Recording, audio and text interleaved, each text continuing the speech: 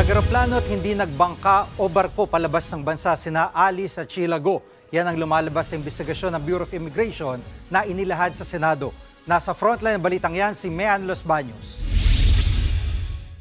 Paano nga ulit nakapuslit palabas ng bansa sina Alice Go at ang kanyang mga kapatid? Sa mga nagdaang Senate hearing, ang sabi noon ni Alice at Sheila Go ay nagbangka at barko sila papasok ng Sabah, Malaysia noong Hulyo. Pero iba ang lumabas sa investigasyon ng Bureau of Immigration. Sa pagdinig ng Senado kanina, sinabi ng BI na sa lagay ng panahon noong Hulyo ay mahirap maglayag sa dagat dahil parehas na nabuo ang bagyong Butchoy at Karina sa mga buwang ito.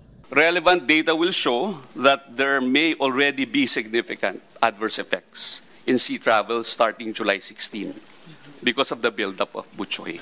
It was on 19 to 21 July 2024 that both Butchoy and Karina fully developed from being a tropical depression in the southwest monsoon to tropical storms. This lowers the possibility of going the route via sea because of the tropical depression and then the typhoons which eventually developed.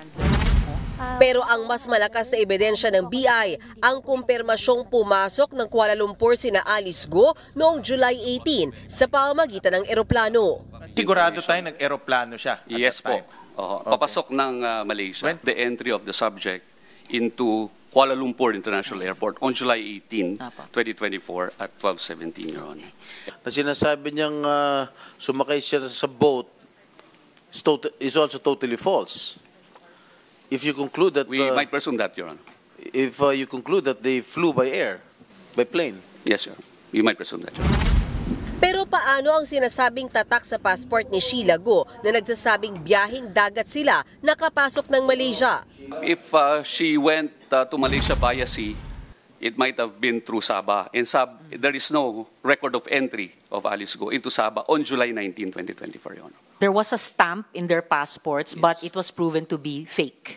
Yes. Hindi siya There's no nagmamatch. record of entry. Opo, so walang, as far as the BI is concerned, tama po ba, Commissioner, walang record of entry ni Go Huaping and her party sa Sabah. Sa Sabah. Ang tanong ngayon, commercial airline o private plane ba ang sinakyan ni Go? Imbes na isa-isahin pang suriin ng Bureau of Immigration ang mga flights mula Manila papuntang Kuala Lumpur noong Hulyo, inutusan sila ng mga senador na direkta nang makipag-coordinate sa Kuala Lumpur International Airport. Total, kumpleto daw ang datos doon at mas mabilis malalaman kung anong eroplano ang sinakyan ng mga Go. Gusto rin daw ni Senator Win Gatchalian na ipasilip ang kuha ng CCTV sa Kuala Lumpur International Airport para makita ang mismong arrival doon ni Go, lalo't may oras at petsa naman ang dating nila. Nakatakda namang ipasa ng BI ang kanilang report sa Senado, oras na makumpleto na nila ito.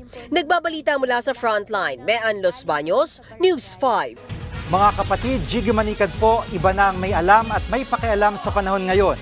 Para sa konkreto, kumpleto at komprehensibong balitaan sa Frontline, mag-follow at mag-subscribe sa social media pages ng News 5.